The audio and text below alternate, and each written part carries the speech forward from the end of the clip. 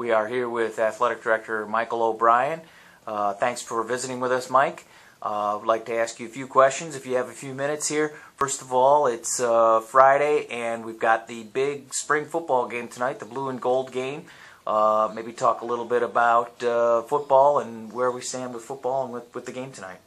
Well, we thank you, and it's great being here. We hope that the fans come out tonight for our spring game as the end of our spring practice scenario. And this is a team that I know Coach Beckman and his staff and hopefully our fans are really excited about. It could be a special year for the Rockets after winning 8 games last year and going to a bowl game for the first time in 5 years. And at the same time, of course, we do not have our recruits in. From what the sources indicated, that we had a very good recruiting class again for the second straight year, tops in the MAC, and really one of the best in the non-BCS schools. And so we're excited about that, and Coach Beckman's doing a great job as far as just the leadership he's providing with that program. Now, Mike, I know you have a big part in the scheduling and are really involved in that, and we're looking at a really excellent schedule this fall. Maybe you can talk a little bit about that. Well, others may say, in addition to it being excellent, it's pretty tough.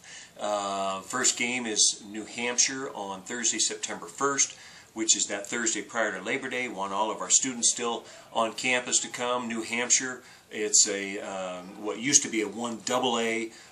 We now call it an FCS school, Football Championship School. They went to playoffs last year. They're a very, very good opponent. Followed up by September 10th, we're at Ohio State. The next home game is September 17th against Boise. Obviously, everyone knows the Boise story as far as being a perennial top 10. Who knows what they could be ranked as we go into the season. There's the possibility, we're still talking to ESPN, that a remote possibility that game could be changed to the Friday night, September 16th.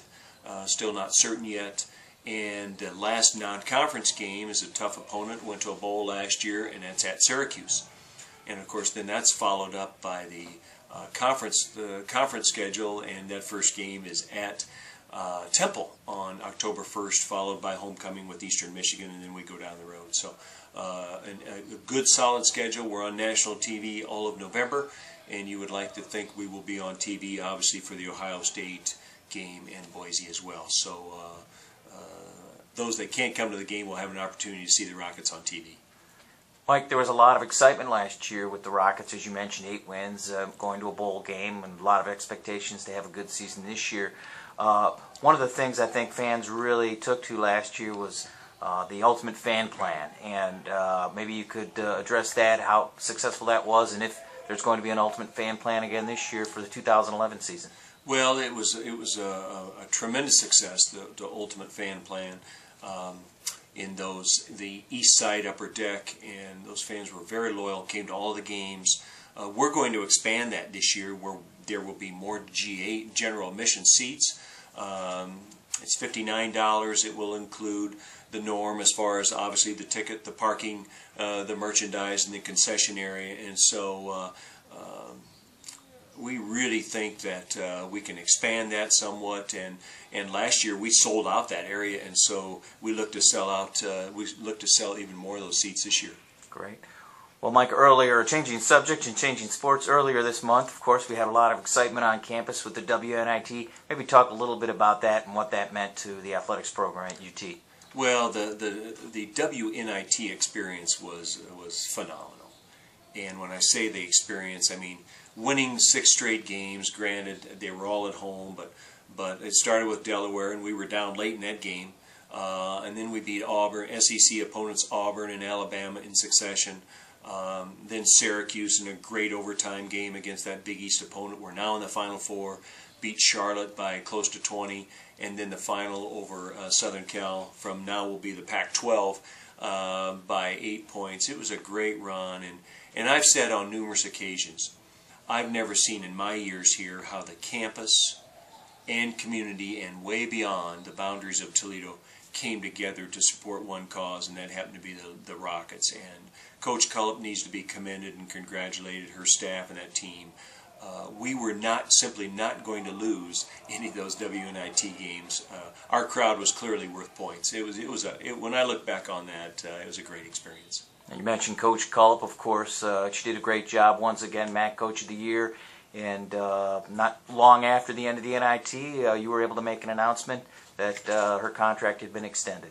Right, we extended Coach Culp. Her previous contract was until 2018. We extended to 2020.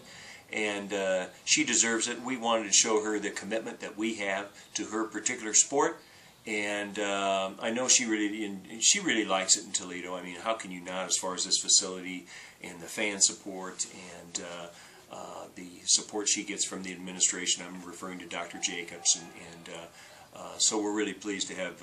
We want to keep Tricia. All right, changing sports again. Once again, springtime now. We've got spring sports going on. Maybe talk a little bit about what Rocket fans can expect this spring. Well, currently our baseball team is leading our division, and we're 7-2, and had a nice winning streak going. Corey Mee, MAC Coach of the Year last year, does a great job. Al Wormer has our men's tennis team on top of the MAC. Tracy Montler's doing a great job. Both golf programs are very solid. Finished fourth in a couple of tournaments last weekend with Jamie Montler and Nicole Hollingsworth at the helm there. And even, Paul, going back to last fall, we had a tremendous year. For football, obviously going to a bowl, but we had cross country with Kevin Hansel, another MAC Coach of the Year, winning the MAC. We had soccer, winning the regular season championship. That's the fourth championship in 5 years under the direction of MAC Coach of the Year, Brad Evans. Greg Smith's doing a great job with volleyball, going to the semifinals and defeated #1 seed Ball State in that tournament. So we've had a wonderful year, and we just want to keep it going. All right. Well, thanks a lot for your time, Mike, and we'll see you at the game. All right. Thank you, and go Rockets.